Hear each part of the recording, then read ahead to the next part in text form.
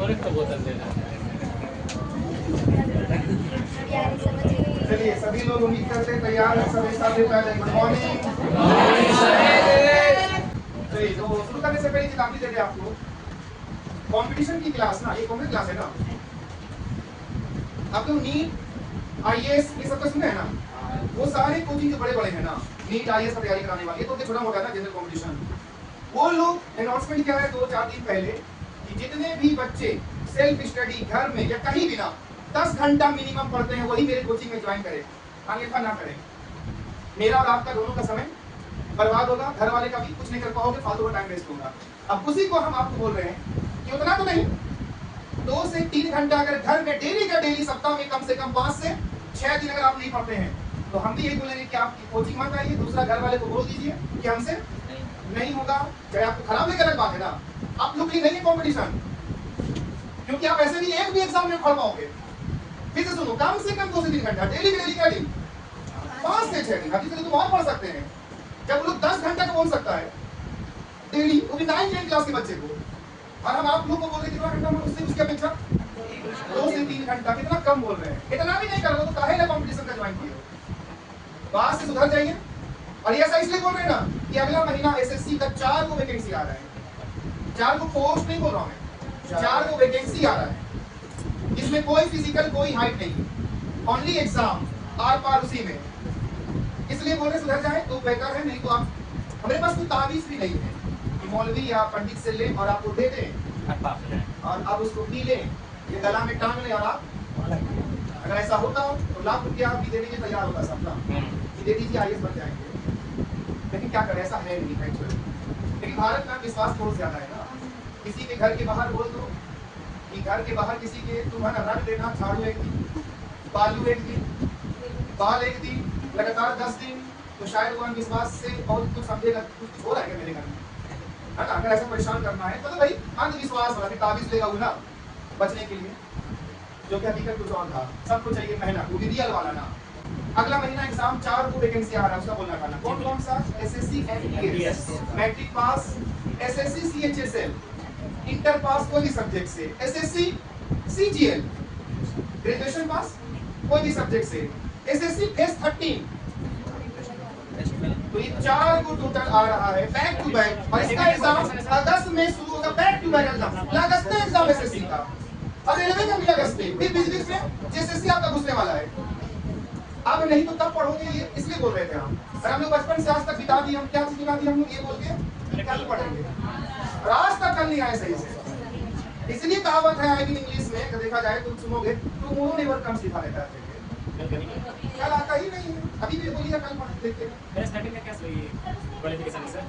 हाँ सब में इंग्लिश वाला सब्जेक्ट सर, अब ये सब्जेक्ट इंग्लिश को मजबूत करना होगा, बाकी मैथ लीजिए हो जाएगा, लेकिन इंग्लिश भाषा देख लीजिएगा, रट लीजिएगा, रिकॉर्ड मीनिंग सब। अब आते हैं कि कोई हाइट कोई फिजिकल नहीं, लेकिन फेस 13 जो आएगा ना, 12 हो चुका है ना, अब 13 आएगा, तो वो ऐसा वैकेंसी दुनिया में इकलौता वैकेंसी, जितना चाहे उतना फॉर्म भर सकते हैं उसमें, क्योंकि अलग अलग पोस्ट का अलग अलग फॉर्म अलग अलग भर सकते हैं, और बाकी सब में एमटीएस में, सीएचएसएल में, सीजीएल में दुनिया भर का पोस्ट रहेगा, लेकिन भरना वैकेंसी एक ही बार, बस प्रीफरेंस देना होता है ना। जीडी में भी 7-8 को रहता है ना पोस्ट, एक ना फॉर्म भरते हो, वैसे यहाँ भी कर लो, लेकिन फेस में क्या है, अलग अलग पोस्ट का, चाहो तब 100 फॉर्म भरो, लेकिन एग्जाम एक लिखना है, अलग-अलग फॉर्म अलग, लेकिन सबका रिजल्ट अलग अलग आएगा, कट ऑफ फीस भी अलग लेगा। हाँ, जितना बार भरो उतना फीस लगेगा, मतलब इसमें प्रीफरेंस होने के लिए देता है। ओके, समझे, तो जितना फॉर्म चाहे उतना भरिए। 10 को देखो, एग्जांपल में आपने क्या सोचा रहे, वो वाला पोस्ट में 200 सीट है, वो वाला पोस्ट में 1000 सीट है, वो वाला पोस्ट में 500 है, रुको हम दोनों भर दें कम से कम 500 वाला, ऐसा वाला एग्जांपल बता रहे हैं ना, उस टाइप का आपकी लायक कौन कौन है, अरे लड़की को तो फ्री लगता है ऐसे क्वालिफिकेशन सर एग्जाम भी अलग लगता है मिलेगा। हाँ, एक जैसे देखो मैट्रिक लेवल का भरे ना 10 को पोस्ट, तो एग्जाम एक किट होगा, लेकिन इंटर लेवल का भी भर दी 4 को, तो फिर मैट्रिक लेवल का एक एग्जाम होगा, इंटर दूसरा एग्जाम होगा आपका ना, लेवल के हिसाब से एग्जाम होगा। जैसे आपने जितना भी कोर्स भरा सब क्वालिफिकेशन मैट्रिक था, तब क्या एग्जाम लिखोगे, जितना भी कोर्स भरा, कुछ मैट्रिक वाला था, कुछ इंटर वाला भी था, तब उसमें 2 एग्जाम लिखना पड़ेगा आपको, दोनों अलग अलग हो गए, इस प्रकार से अलग करता है। तो बस तैयारी जबरदस्त करना, बाकी कोई फिजिकल हाइट नहीं इसमें, खाली एग्जाम। क्लियर होगा? हाँ, तो बहुत सारा चल रहा है, 10 से 12 का क्या आप प्रोसेस कंप्लीट नहीं हो सकता, प्रोसेस चल रहा है उसका। जो लोग पास किए मैं वाला भी और इंटर से बाहर फेस तुरंत कब फेस समझ रहे हैं ना, इसमें सब मिली भगत आता है ना, मैट्रिक इंटरनेशनल सब मिला के आता है ये फेस। उसी प्रकार से फेस, जैसे कि फेस समझते हैं आसान भाषा में समझिए, सीरियल देखते हैं सीरियल सीजन 1 सीजन 2, वैसे ही फेस 1 फेस 2 है समझिए, सबको मिलाकर।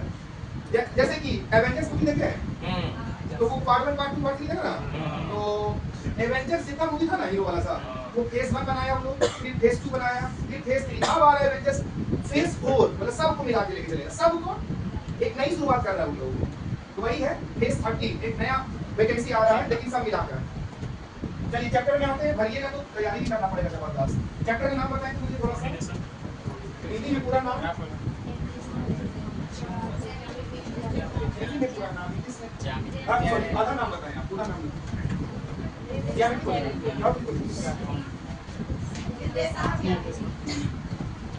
बढ़िया, इसका नाम क्या है? निर्देशांक ज्यामिति। शायद बचपन में पढ़े होंगे, बिना पढ़े तो पास नहीं होंगे। वही होगा ना अभी तक, ठीक है, फिर आपको 50 साल पहले पढ़ी थी बात। निर्देशांक ज्यामिति, इंग्लिश में कोऑर्डिनेट ज्योमेट्री। चलिए कितने लोग इस कोचिंग में पहली बार पढ़ रहे हैं, हाथ उठाएं तो। ये चैप्टर ना आई चैप्टर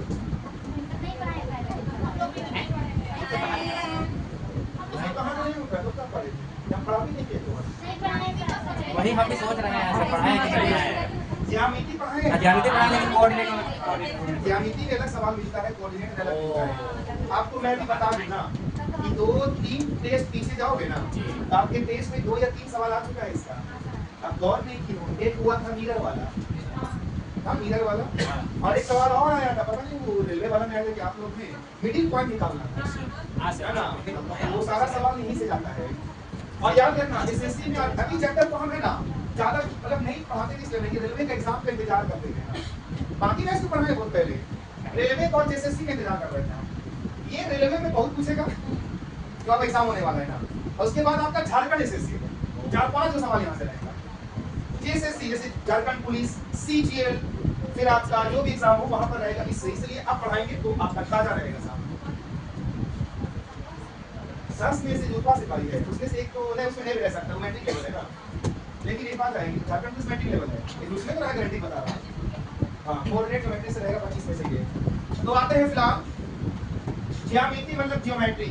जब आप लोग ये चैप्टर पढ़े थे ना, उसमें सवाल था केंद्र, केंद्रक, अंतर केंद्र, ये सब ना, और भी सवाल सब था बहुत सारा उसमें, जो कि आपको ज्योमेट्री में क्या होता है, त्रिभुज बना देगा, सर्कल बना देगा, कौन पूछेगा ना, पूछता था ना, त्रिभुज बना के सब बना के कोण वगैरह एंगल वगैरह निकाल दे नापने के लिए। अब निर्देशांक ज्यामिति, इसमें सवाल ऐसा पूछेगा, 2 बिंदु के बीच की दूरी बताएं, 2 बिंदु के बीच वाला बिंदु बताएं, त्रिभुज का क्षेत्रफल बताएं अकॉर्डिंग टू निर्देशांक। मतलब अकॉर्डिंग नहीं, मतलब आपको 3 बिंदु दिया रहेगा ना, और तीनों बिंदु मिला के त्रिभुज बनेगा ना, उसका क्षेत्रफल कैसे निकालोगे, वो सब भूल जाते पहले पढ़े, उसके लिए इसमें काम नहीं आएगा। फिर पूछेगा ढाल क्या है, इंग्लिश में स्लोप, आसान पूछेगा, लेकिन पहले जानो ना, लेकिन आज आएगा तो सीखोगे बहुत, तो गारंटी दे रहा हूँ। आज जितना भी सवाल करना हमसे।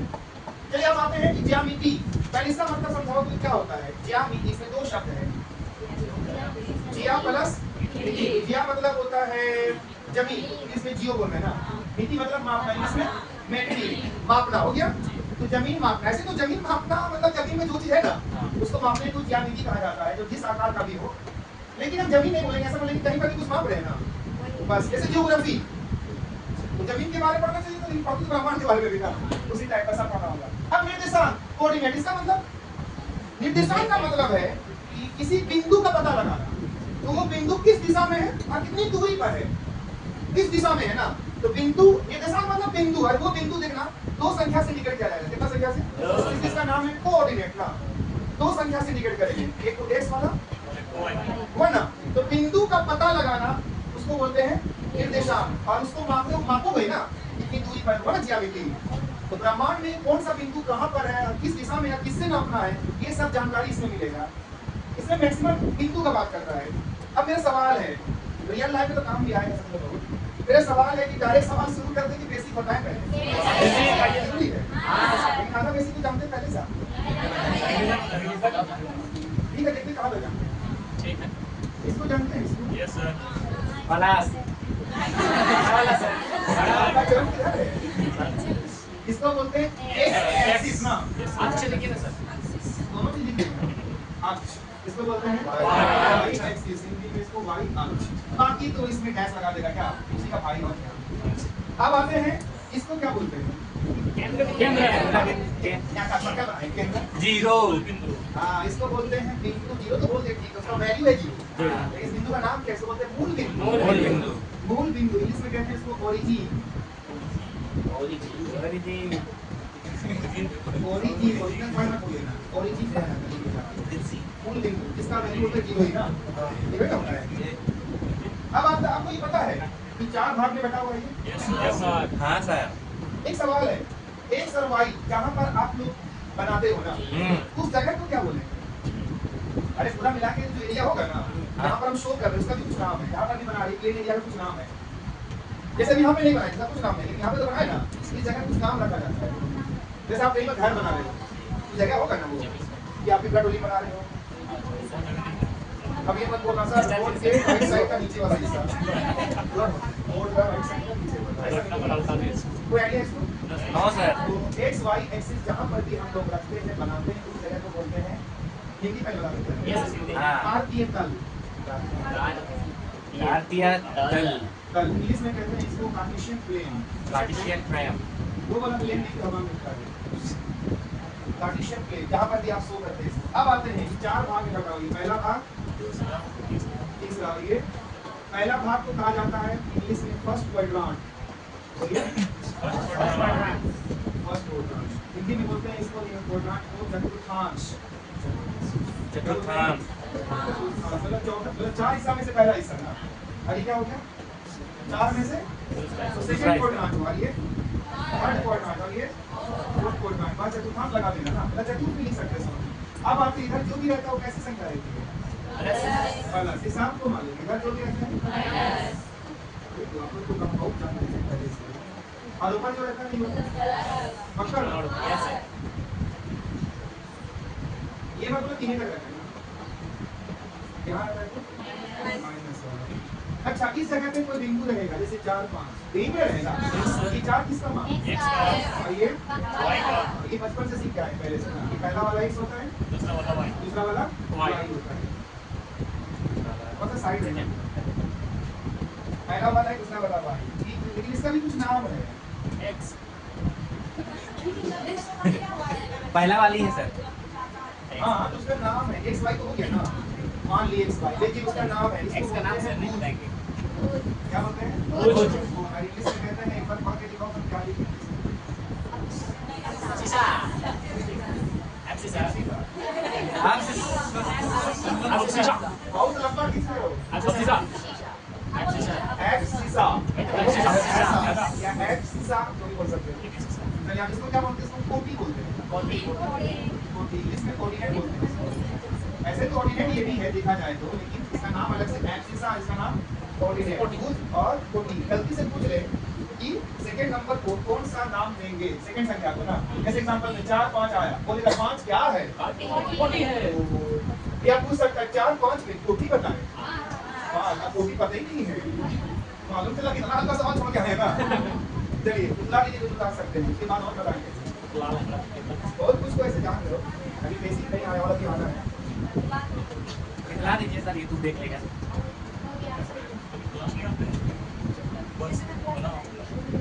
चलिए बताइए मूल बिंदु किसे कहते हैं, इसका वैल्यू कितना होता है, जीरो। 0 0 बोल सकते हो, x का मान भी 0। हाँ और तीसरा चतुर्थांश में ना x y का मान कौन प्लस कौन माइनस या कौन क्या होता है, दोनों माइनस हो जाएगा तीसरा वाला पूछ रहा हूं, दोनों माइनस -4 -2 कहाँ जाएगा, यहाँ पर आएगा बिंदु, यहाँ पे होगा ना। पता है क्या चीज़ पता है, कोई एक बिंदु होगा ना, उसका वैल्यू बता रहा है ना, वो बिंदु कहाँ पर वही बता रहा है। अच्छा लगा, यहाँ पर जो होगा वो क्या में होगा, प्लस माइनस यहाँ पर होगा तो प्लस x और प्लस y, यहाँ पर होगा तो जो बिंदु यहाँ पे होगा, दोनों माइनस हो जाएगा जो बिंदु यहाँ होगा x माइनस y ना। लग रहा है कि बचपन में कुछ याद आ रहा होगा, आज पढ़ के धुंधला याद आ रहा है। समझ के पढ़े होते हैं कितना देना आपके जैसे सर नहीं बताया ये सब कार्टेशियन प्लेन है ये सब जगह सही में सर नंबर पढ़ा ना अच्छा हाँ सर आया नंबर सबके पास एसएससी बोले कितना आएगा मैट्रिक में दिखा देना 99% नंबर बोलेगा एसएससी आपने पीजी कंप्लीट किया ये करेगा सर्टिफिकेट दिखा देगा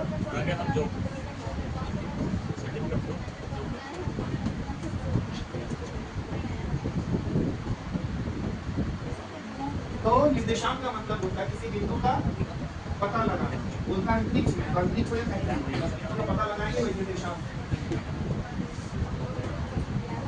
चलिए कुछ नोट में लिख लीजिए ना आप लोग स्पेशल नोट्स पॉइंट नंबर 1 ऐसे जो कभी बताएं उसमें से कुछ दिखाना भी है शब्दों में लिखाना है। नोट नंबर 1 पहले लिखो भुज वही इंग्लिश में सीसा ऐसे लिखो यह बिंदु या फिर बिंदु ब्रैकेट में लिखो x, y में x का मान है ठीक है ना बेटा x का क्या मान होता है भुज मान है और मूल बिंदु से जो ओरिजिन होगा मूल बिंदु से x अक्ष के अनुदिश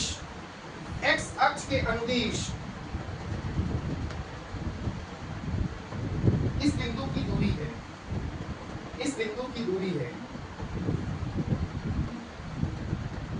ओवरऑल समझ में आया क्या लिखा है आधा समझ में आया होगा ना है देखिए ये हुआ x y तो भुज किसको बोलते हैं किसके मान x क्या है भुज ये है कि जो मूल बिंदु होता है ना उनके अनुदिश या तो इधर या तो उधर दूरी ना बताता है जैसे आपका बिंदु लेके यहाँ पे बैठ गए यहाँ से दूरी नापोगे ना तो x अक्ष के अनुदिश जो आप दूरी नापते हो उसी को बोलते हैं भुज ना जैसे 4 लिखे तो 4 यहाँ पे कैसे आए इसलिए नापोगे तो बस ये जो 4x का मान यही भुज है और x अक्ष से दूरी बता रहा है ना ये सारी बात बताया यहाँ पे x अक्ष से दूरी नाप रहा है वो चलिए आप आगे आते हैं मूल बिंदु से दूरी नाप रहा है मूल बिंदु से दूसरा में आइएगा कोटि ऑर्डिनेट यह मतलब किसको बोलते हैं बिंदु ब्रैकेट में x y में बिंदु के ब्रैकेट में क्या करना है x y में z का मान है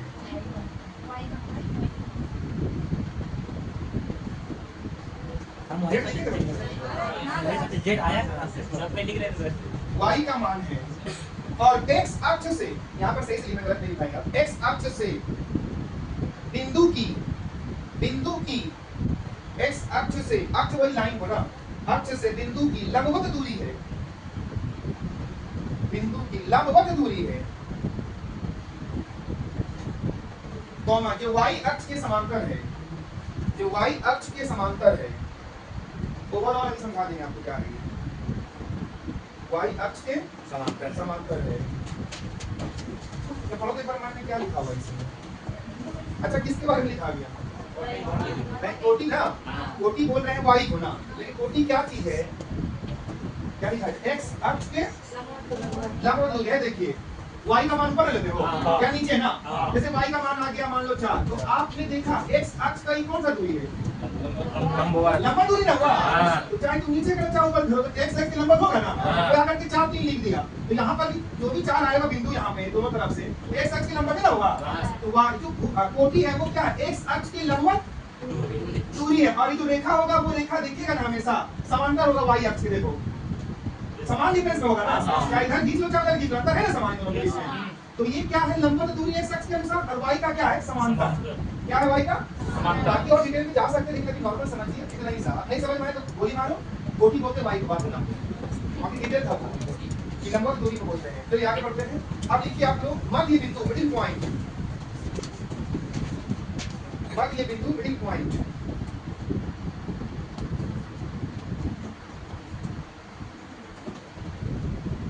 यह रेखाखंड का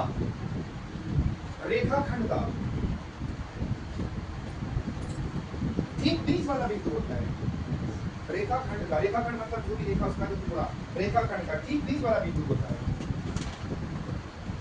मतलब इधर थोड़ा भी नहीं एकदम ठीक बीच में ना बिंदु होता है जो दोनों अंत बिंदुओं से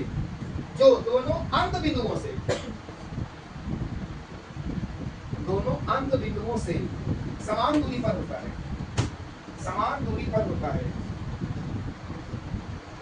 दोनों अंत बिंदुओं से समान दूरी पर होता है। Full stop. अब यहाँ पर क्वेश्चन बनेगा, एग्जांपल में समझा देंगे। ऐसे तो देखो मिडिल पॉइंट मध्य बिंदु कुछ ज्यादा भारी चीज नहीं है, केवल पढ़िए तो मन है।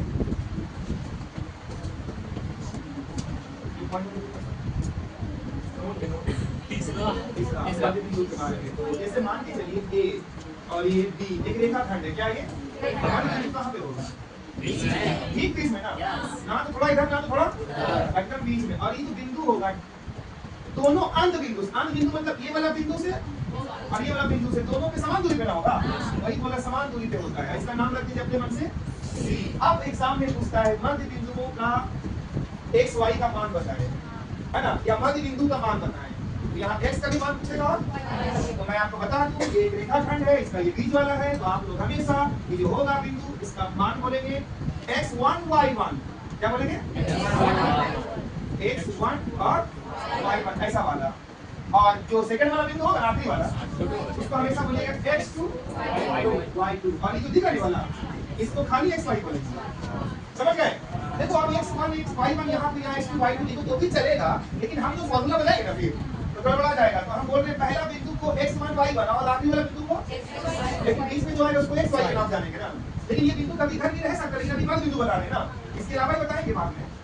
चलिए अब देखो इसका सवाल पूछता है कि x का मान कैसे लाओगे, तो x का मान कुछ नहीं करना, सोचो एक बार, इनको और इनको जोड़ दीजिएगा, x1 प्लस और 2 से भाग दे दीजिएगा। अरे पीछे में लाओगे वही औसत जैसा, फिर y का मान निकालना है, तो दिमाग लगाओ, y1 प्लस 2 से डिवाइड करेंगे तो पहुंच जाएंगे बीच में ना, जो है यही x का मान यही y का मान। लेकिन याद रखना गलती से x y 8 और 4 आ गया तो इसको काट मत देना ना, दो में काट देते हैं आप लोग। यहाँ x का मान क्या है, अपना अलग अलग मान आएगा, काटना नहीं आपस में, काट तो अलग अलग सकते लेकिन आपस में नहीं। चलिए आप एक एग्जांपल देंगे, उससे सवाल आपको समझिए, कोई सवाल भी आपका एग्जाम के लिए अगर मध्य बिंदु पूछेंगे आपसे, देखिए बता सकते हैं फॉर्मूला भी कुछ टफ नहीं है, जोड़ क्या करना है, और यही सवाल आया था, यही वाला टेस्ट में उठा के देखिए, यही वाला होगा।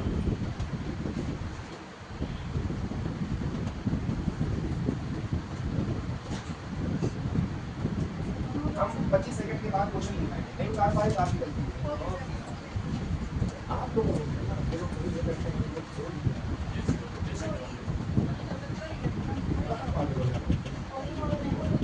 आप समझ ज्यादा समझ के, लेकिन यहाँ पर नहीं समझते।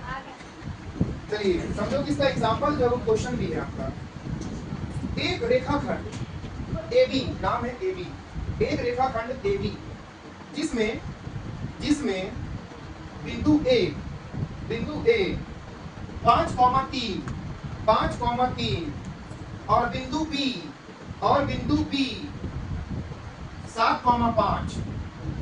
7,5 ब्रैकेट में लिखना चाहिए सबको ना, तो 5 3 को ब्रैकेट में और 7 5 को भी ब्रैकेट में, के निर्देशांक है, इसी को बोलते निर्देशांक, पॉइंट है ये सर, निर्देशांक है, फुल स्टॉप। तो इस रेखाखंड का मध्य बिंदु बताएं, तो इस रेखाखंड का मध्य बिंदु बताएं, कौन कौन सा नंबर होगी पूछ रहा है, जल्दी बताएं, वक्त कम है। इस रेखाखंड का मध्य बिंदु बताएं, बाएं हाथ तरफ में जाएगा, एक बार x निकाल लो, एक बार y निकाल लो, बिना डायग्राम बनाए भी आ जाएगा। जल्दी बगल वाले मदद कीजिए, 45 सेकंड जो गणित छात्र उसको बता रहे हैं।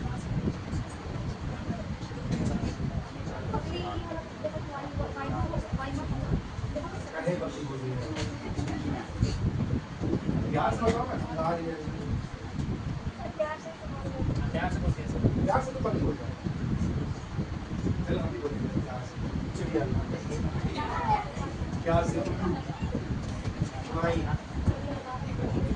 उम्मीद करके आंसर आ गया होगा, कितना आया? 6 4 की 4 6 अलग अलग नहीं बोलना, दोनों अलग अलग चीज है, 4 इसका अलग हुआ।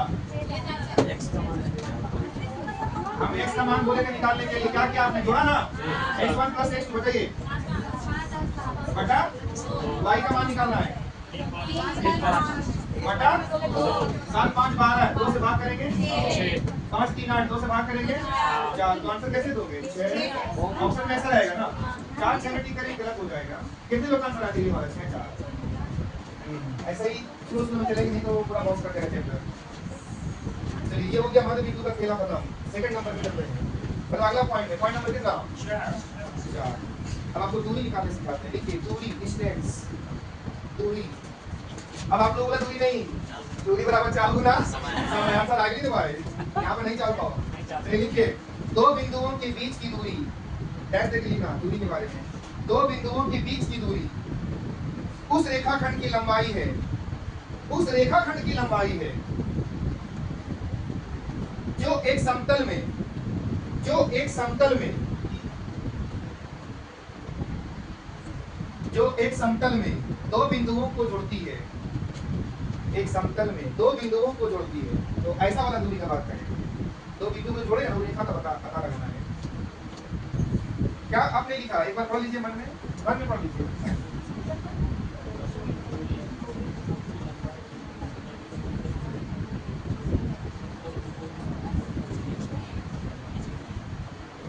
डायग्राम समझाएंगे, क्वेश्चन देंगे, सब क्लियर होगा। जैसे एग्जांपल में ए कोई बिंदु है, फिर बी कोई बिंदु है ना? बिंदु बोलो ना। और ये जो बिंदु को जोड़ने वाली रेखा है ना, और इसकी जो भी लंबाई होगी इसी को क्या बोलेंगे? दूरी। लंबाई की दूरी बोलेंगे। कोई दूरी और थोड़ा है यहाँ पे। बिंदु को जोड़ दो, जो रेखा इसी का बोलेंगे हम लोग दूरी। तो अब आते हैं इसका मान x1 ए बिंदु का ना, बिंदु का, और y1 वही वाला ना। और इसका मान, इस बिंदु का मान क्या मानेंगे? वो तो दिया है x2 y2। अब कोई मध्य बिंदु निकालने थोड़ा सिखा रहे हैं, क्या सिखा रहे हैं? दूरी निकालने का फॉर्मूला आप लोग को जानना है। दूरी निकालना किसका? दूरी ए बी का ना, समझ गए ना? ए बी का बोलिए root under x2 minus x1 whole square plus y2 minus y1 का होल स्क्वायर।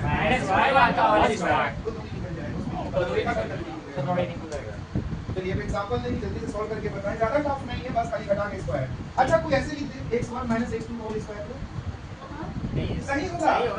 1 2 को लिखेगा ना तो भी सही होगा, क्योंकि घटा के अगर आएगा ना जो भी माइनस में भी आएगा तो इसका प्लस कर देगा। इसमें चिंता की बात नहीं है, आप लिख सकते हैं वैसे भी, लेकिन आपको लिखा हुआ मिलेगा मैक्सिमम x2 पहले ना, माइनस में चलेगा। ये माइनस है, चलो माइनस है, y का मान का माइनस ना हो सकता है साहब, तो उसे आधार जो दे एग्जांपल हम भी ठीक है माइनस करेंगे। मैं कहता हूं जवाब दीजिएगा सभी को। बिंदुओं, क्वेश्चन है समझो ना, एग्जांपल समझो क्वेश्चन है। बिंदुओं ब्रैकेट में लिखिए -2, 5 ब्रैकेट 1, पहला वाला किसका मान x1, दूसरा वाला और फिर ब्रैकेट में 6, -1 6, -1। अब बताओ 6 किसका मान होगा? -1 y2। और एक बात, ये 6 प्लस है कि माइनस है? प्लस के लिए बोलना पड़ेगा हमको ना, प्लस के लिए नहीं बोलना। के बीच की दूरी बताएं, यही दो बिंदु था ना, के बीच की दूरी बताएं। चलिए 1 मिनट है, जल्दी बताइए, समय बर्बाद ना करें मेरा। ये फार्मूला की बेसिस पे आप दूरी बता दें।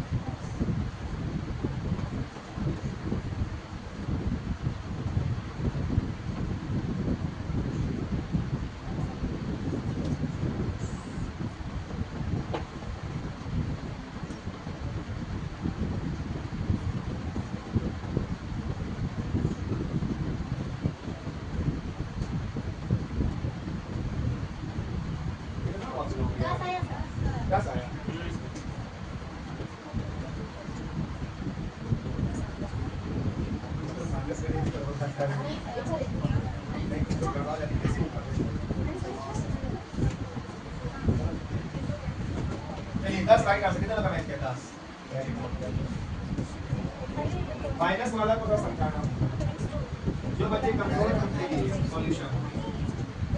देखो बच्चे, अगर आप कमजोर हैं, नहीं समझ पा रहे हैं, ऐसा करो ये वाला को थोड़ा सा मॉडिफाई कर देते हैं।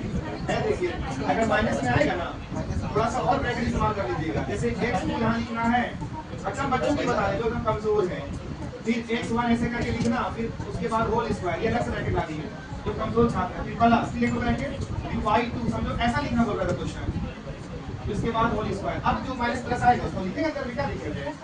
चलिए x2 बताइए देख करके, x2 प्लस में है ना, ठीक है जिसमें भी, लेकिन ऐसे करके लिख दीजिए ना, इस बात को बाहर निकाल दीजिए और हो जाएगा। चलिए x1 -2 ना। अब ऐसे करेंगे ना तो समझ में आएगा कि कहाँ पर जा रहा है ना, और कहाँ पर साइन चेंज होगा, ये समझ में आ जाएगा आपको।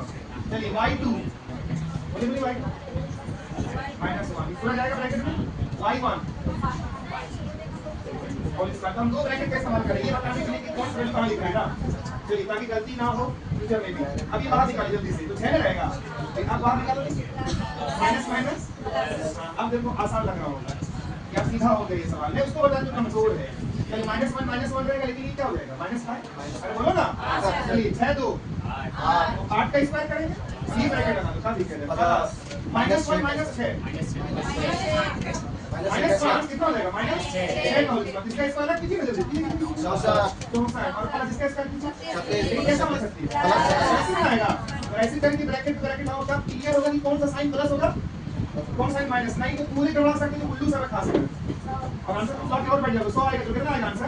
ऐसे लंबा इतना नहीं करना चाहिए, लेकिन बता रहे थे कि एक एक मान समझे कहां पर आपका लिखा है, वरना आप डायरेक्ट पार्ट भी लिख सकते थे मौखिक में भी, क्योंकि माइनस माइनस प्लस बन जाता। अब ये वाला ब्रैकेट x ऊपर को इस्तेमाल करिए, x वन बढ़िया से करके इस्तेमाल एक एक जगह लिख रहा हूं मैं, जो भी साइन है उसको लिखते जाइए उसी में ब्रैकेट, ये आराम से आप कीजिएगा। कल समय पर आना, डिस्कस नहीं करना समय पर, और आज आपको पता है न्यू बैच शुरू हो रहा है, न्यू कंबाइंड बैच 12 से 2 में और स्पेशल बैच 2 से 4 में, जरूर बताएं अपने भाई बहन को। और रुका भी 1 मिनट, मूल बिंदु किसे कहते हैं, ओरिजिन जहाँ पे काटता है ना दो रेखाओं को देखो बीच में तो मत लिखो दो रेखा पर जहाँ x y बिंदु का मान हमेशा कितना होता है 0 दोनों ना x 0 और बताएं चतुर्थांश में x y का मान कौन प्लस कौन माइनस होता है, चतुर्थांश में चौथा वाला x plus minus y plus x है माइनस y। अगला सवाल, मध्य बिंदु निकालने का फॉर्मूला बताएं, x कैसे निकालेंगे और दूरी कैसे निकालेंगे, दूरी निकालना है अंडर रूट दिख रहा है। ठीक है क्या भारी लगा क्या नहीं सर, हम समझे ना धीरे धीरे टफ होगा, अभी स्लोप आएगा, फिर संगामी रेखाएं समांतर रेखाएं बीच की बिंदु की दूरी बताएं, वैसा सब आएगा। खाना बाकी है।